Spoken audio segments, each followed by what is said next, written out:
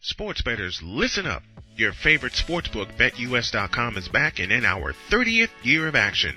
With live in-game betting, incredible odds with daily odds boosters, props and parlays, fast payouts, and exceptional one-to-one customer service, we got it all. And when you sign up today and use the code SNOWMAN, you will get a 125% deposit match on your deposit. Log on to betus.com or call 800-792-3887. That's 800-79-BET-US. BetUS.com, where the game begins.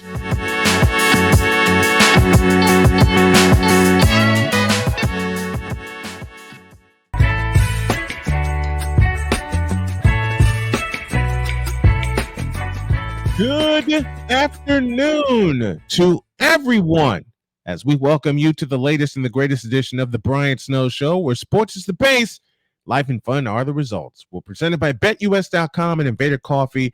We're here to bring you the best in sports analysis, stories, and pure, unadulterated entertainment.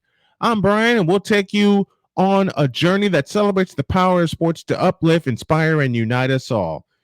Man, I got a loaded show for you on this afternoon. And again, thank you all for joining me, and thank you all for being there with me as I had a very difficult weekend on the loss of a dear friend, Alvin Washington. And as I said at the top of before we began the top of the program, one of my other Chicago broadcasting friends, Mark Kruger, has also passed away at the age of 57. So we're going to continue to celebrate them both by doing what we do, pushing forward through all of the pain, through all of the suffering, and through everything that the devil tries to throw at us.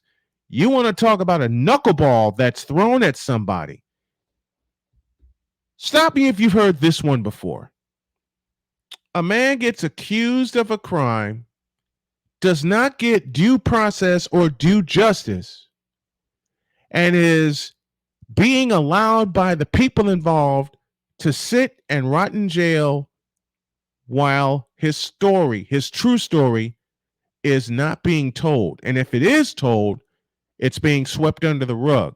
Meanwhile, as a wife, you're basically being forced to hold the whole fort down until, well, let's call it the way they'll call it, a miracle happens. I have such a story for you this afternoon. And when she sent me this story, when my guest sent me this story, I was absolutely floored. But I was also excited to say, come on down. I'd love to have you.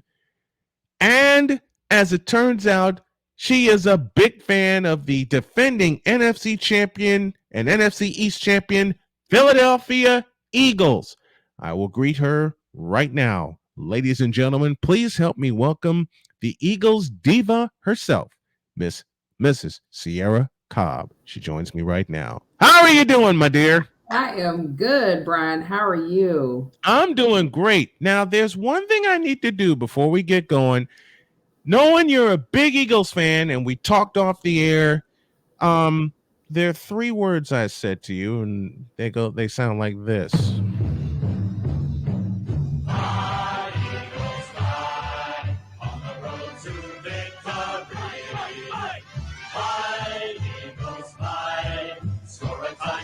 One, two, three. Hit 'em low, hit 'em high, and watch our Eagles fly. Fly, Eagles fly, on the road to victory. Let's hear it. EAGLES, Eagles. How are you, my dear? It is wonderful to have you this afternoon. I am wonderful. Thank you for having me on your show. Man, listen, you tie in sports to what has been what should be a story of suffering, but it's a story I'm going to use to uplift. And I've taken this show and I'm leaning away from sports, but using it to tie everything together. When I read your bio, I was floored. I was absolutely floored with what you're going through right now. And it has got to be the toughest thing that you're dealing with right now. that your partner in life has been wrongfully convicted and incarcerated? And does it seem like, and I've gone through this in many, many different ways.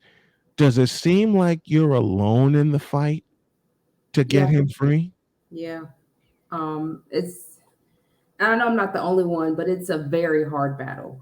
It's easier to convict somebody than to prove your innocence. And so the innocence battle is a very long, hard one, just due to the laws that we have in America where they make it hard on you to go back and, get your justice that you deserve. And so my husband is currently incarcerated in North Carolina, and he's incarcerated for a crime that he did not commit.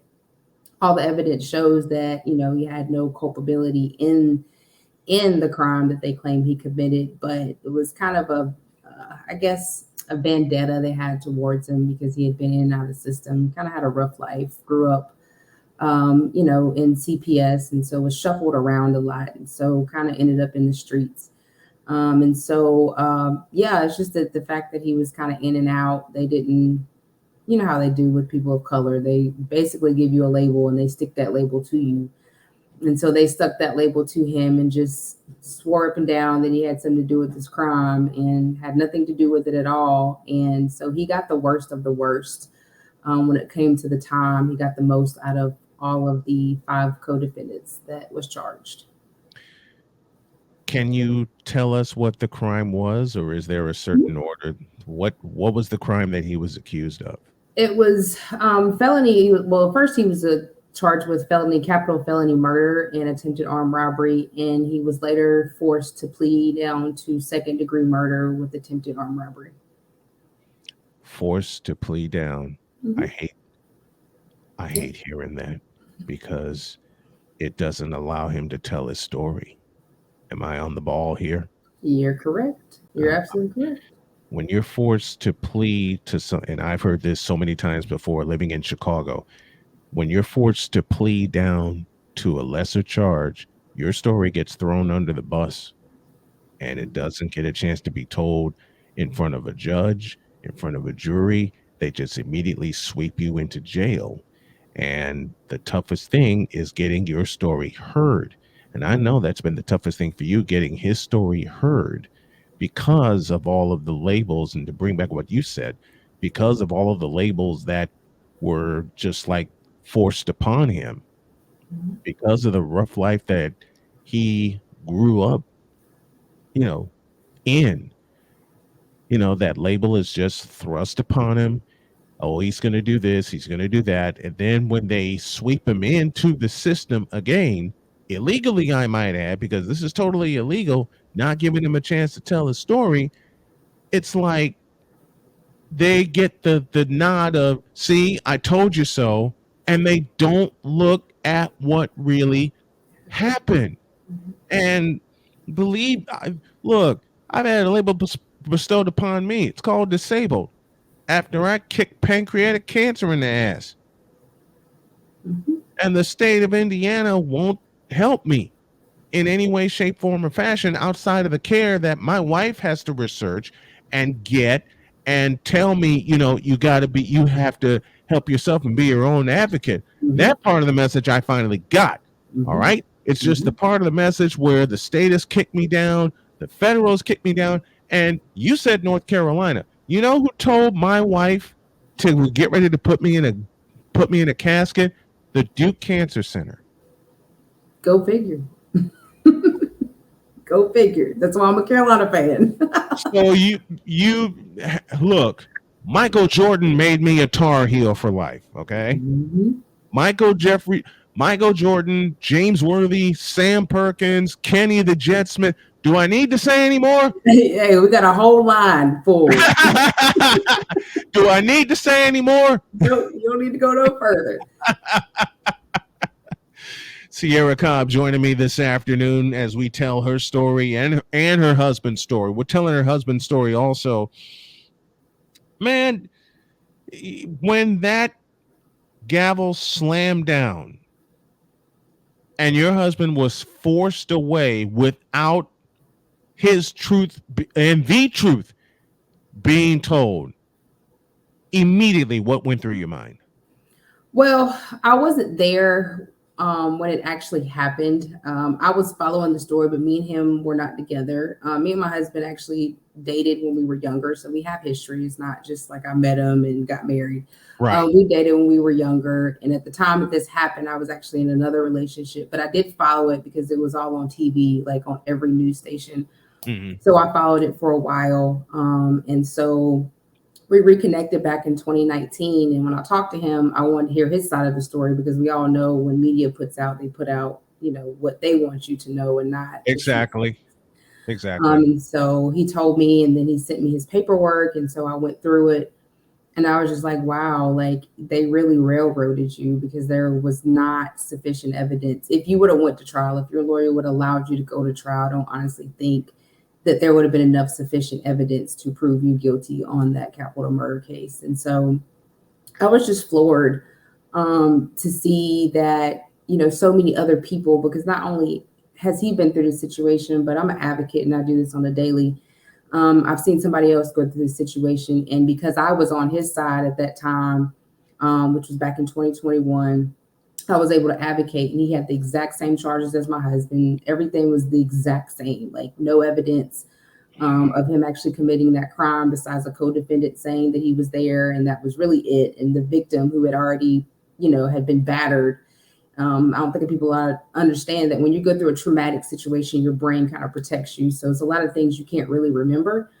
But yeah, I was able to advocate for him and just humanize him and put his story in the media and had his family tell his side of the story. And so his outcome was that he was not charged with capital murder. They tried to take him back for second degree murder, and then they did give him a plea deal, but he got a nice plea deal. He had, I think, 14 years.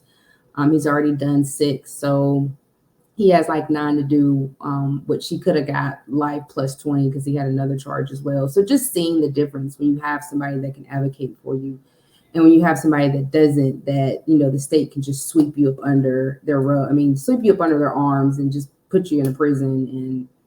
And, you really have, especially when you take a plea, you give up all rights to appeal anything. Like you have no more rights when you sign a plea as well.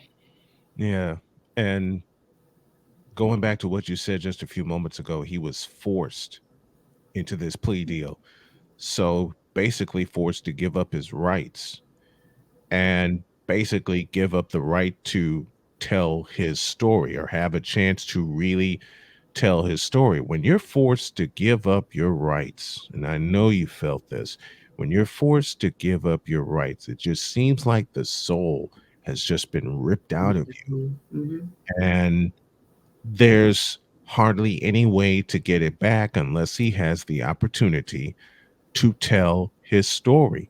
And this is just, like I said, when I read your bio, I was floored when all this happened. And now hearing this, I'm even more floored. And I feel for him with all the labels that have, let's just be real. Let's just be real in 2023. Okay. The media doesn't want to say this aloud, so I'll say it aloud. There is a war against men going on right now. Men's rights are being challenged. Men's opportunities are being challenged in every way, shape, form, or fashion. And I can feel everything that your husband is going through, just in a different manner with my battle and subsequent victory against cancer, because I'm in remission, and I'm pleading with the state of Indiana. Look, I'm trying to support my family and my wife's the only one working. Can you give me a hand here? No, Mm-hmm. your wife makes too much money and you're healthy enough to go back to work. So go back to work. And that's all I get. And that's all I get. And look, like I said, I feel every bit of what your husband is going through in so many ways. I may not be incarcerated, but some days I feel like I'm incarcerated because I'm disabled and I can't get any damn help. And And it's that's how it is for the Black and brown community. It's hard to get any help with it is. anything, medically, economically, Yep. housing. It's hard to get anything. It is. It is. And I'm in an interracial relationship, so you already know I get the side eye 200 times more. And especially when we lived in North Carolina. A lot of people that we met were very, very cool, and they got to know us. They got to see how silly Jody is around me and I around her. Seem like the list of people who want to help and support you, and they pleaded their help and support at the beginning, the list just got smaller and smaller and smaller.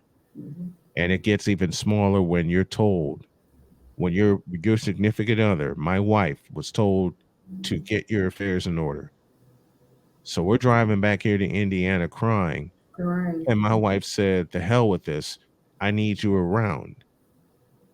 Fortunately, we found a lot of good care up in Indiana, and that brings up another curveball, which I found out the hard way when they kept telling me, you have to keep applying, you got to keep the pressure on them. So what? I kept the pressure on them, and each time I had a door slammed in my face. And with your husband can feel this. Your husband, I know, feels the same way about this. Every opportunity you think that you would get to tell your story, they slam the door in your face. And when they slam the door in his face, they slam the door in your face as well. Yep. I agree. Yeah. And so that's why I've been trying since 2019. I didn't know anything about law or anything. And so that's what gave me the passion to be an advocate for everybody else, to be the voice of the voiceless, because a lot of times you don't have nobody to stand up for you and you can feel so helpless. And so just being his voice as well as being my own voice, because I had my own health issues. I was having seizures as well. And I went to Duke. I went to Greensboro. I went everywhere. And they were just like, oh, well, you have PTSD and, you're having seizures from that and you'll be all right. And so, there was like, there's no medicine for it. And so I was like, forget this. Like, I'm the one having seizures every day, like multiple seizures that are debilitating, whether it's epilepsy or whether it's from PTSD or whatever's causing it. And I had to go do my own research. I had to be my own advocate and go and start taking supplements, which has helped me a lot, as well as meditating and exercising. So sometimes you got to take things in your own hands. And so that's what I've been doing with his case. But this is a little more harder than, being an advocate for medical issues. Because, you need a lawyer. And so we've been trying to find some legal help that will help us. But everybody's, sees that plea deal and they run left. They're like, oh, no, plea deal is so hard to overcome. And so every day I'm just trying to, really find somebody that believes in his innocence that will lead us. Or if not, maybe I have to do it. I'm actually going back to school now to go for political science, then hopefully go to law school so that I could be that change for somebody else who's in my shoes, who's trying to get help and can't get heard or can't get help, because it's important to help, your community to be a better community.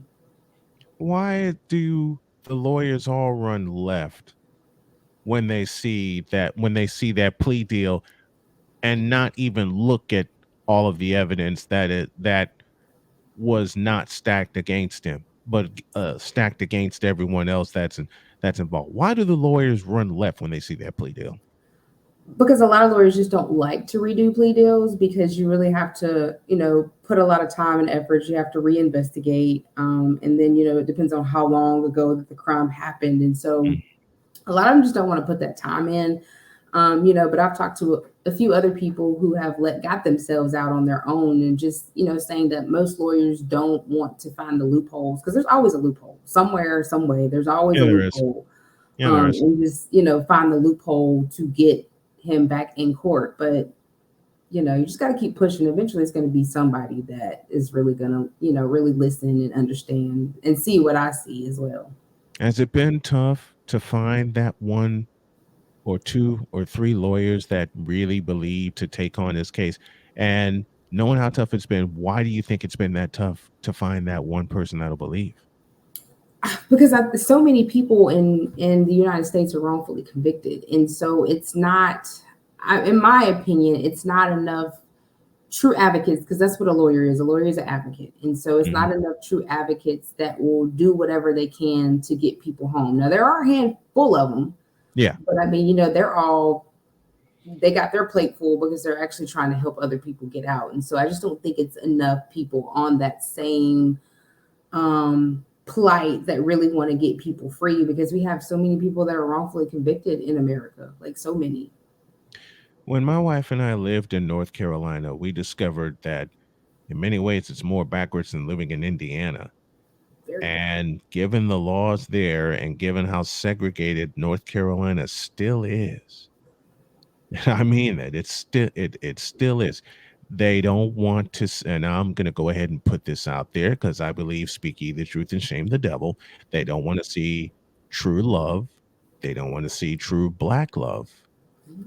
And as I mentioned, we got side eyes from hell when we were in North Carolina. When Jody and I and my daughter Sonia, when we were in North Carolina, I mean, they see Jody and me, just cracking up with each other, being silly, being goofy. And when I tell you, my dear, that we got the side eyes from hell, That is foreign to them. You hear me? That is so foreign. especially with me being in an interracial relationship, an interracial marriage. And I never looked at color. I looked at character. Mhm. And I told this story, I would tell it here. The first time I heard Jody laugh while I was doing a football game, I was a goner. She had you I hooked. was a, she listen, she's had me hooked for the last 5 years, and Hook, I'm line, not and sinker. changing a thing. And I'm not changing a thing. But when we moved to North Carolina and got settled and got to know some of the places where we can be, and I got to know some of the schools that I would cover, being a play-by-play announcer. And when Jody was with me and she was pushing the buttons up in the booth, you want to talk about looks from if looks could kill. I believe it. Yeah. Do I need to say anything else? No, Matter no, of you fact, don't. folks, if you have not seen, if you have not seen Jody and me, bingo. Beautiful. That's beautiful. All right. Now, do I need to explain any further the side eyes we got when we lived in North Carolina?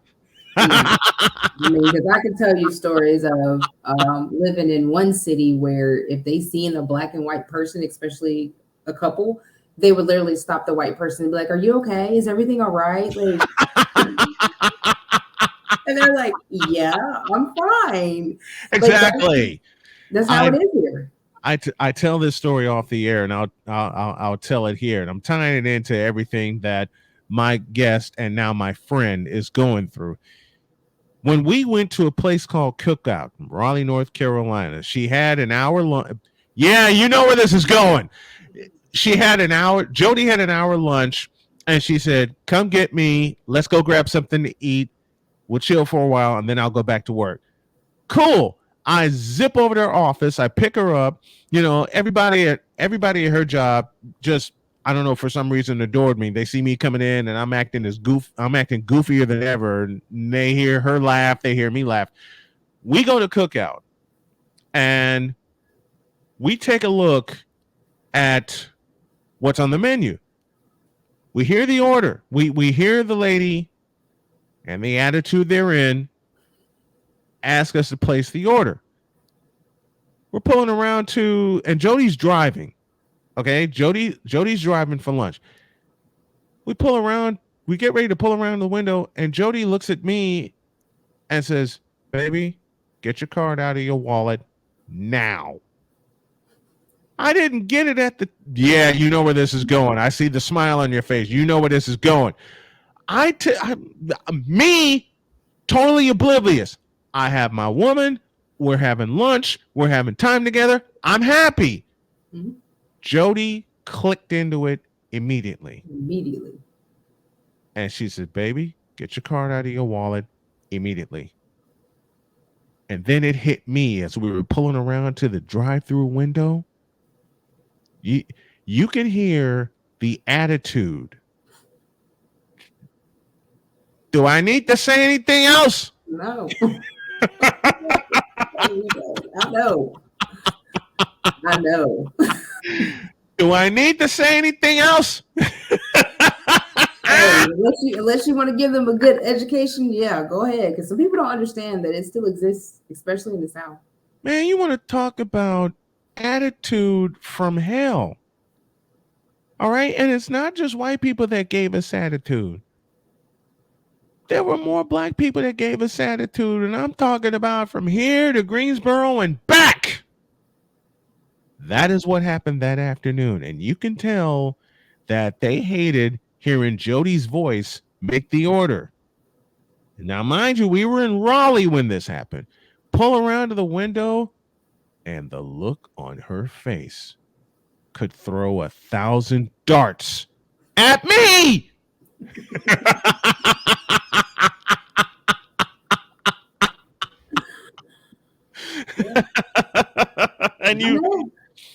And you wonder why we live through sports right now, to combat everything that's going on against society, against the true society.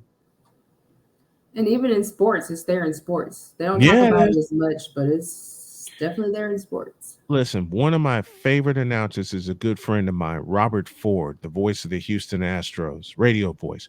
Another good friend of mine, Dave Sims, the TV voice of the Seattle Mariners. And I'm not supposed to have an idol. I don't care what color they are. If they inspire me, they inspire me. Right. Hell, the first voice I heard in Chicago was Jim Durham calling Bulls games. Yep. And I borrowed from him. You know, and one of my favorite voices is the radio voice of the Eagles, Merrill Reese. Love listening to him. Yeah, love Merrill. Love Merrill Reese. All right? Yeah. But folks, I wanted to tell this story today to remind you not just to stick to what you do, but stick to what you believe in. Let your beliefs tell your story. Because if you don't let your beliefs tell your story, then you're going to be depressed. You're going to be miserable. You're going to wonder what the hell is going on with me. And those were all of my thoughts when I came out of surgery a year ago. But you gotta push through. You gotta keep pushing on. You have to. Because if you don't push through and you run into situations like what Cierra is going through, what I've gone through, and many others with us that have gone through, then you're not going to develop the strength to push through any and everything that tries to sock you in the mouth. Yeah, it's just, I wanted to tell this story, and I'm so glad you agreed to come on this afternoon. Cierra Cobb joining me, Eagles aficionado. I'd love to have you on to talk some Eagles with me throughout the course of the season, and have you be one of my Eagles insiders. And before we go to a break,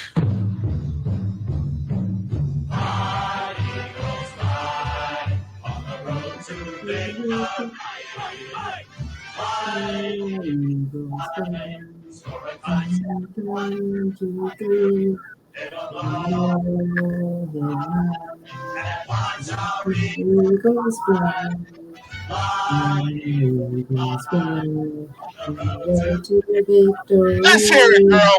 ELGLES Eagles. Cierra Cobb joining me this afternoon in the first part of the Brian Snow Show. My dear, it was a pleasure, and I'd love to have you back. Thank you. I will greatly be back. Thank you so much, Brian. Thank you so much. The Eagles diva, Cierra Cobb, joining me. Hey everybody, Snowman here. Looking for the best way to experience live events? Well, SeatGeek has you covered. With just a few taps on your phone, you can find the best seats for concerts, sports, theater, and more. Don't miss out on unforgettable moments. Download the SeatGeek app today and get ready for an experience like no other. Each ticket is vetted for authenticity and ranked on a 1 to 10 scale. And right now, if you sign up and use the code Snowman, you will get $20 off of your first purchase. That's only through the power of SeatGeek, where fans can fan.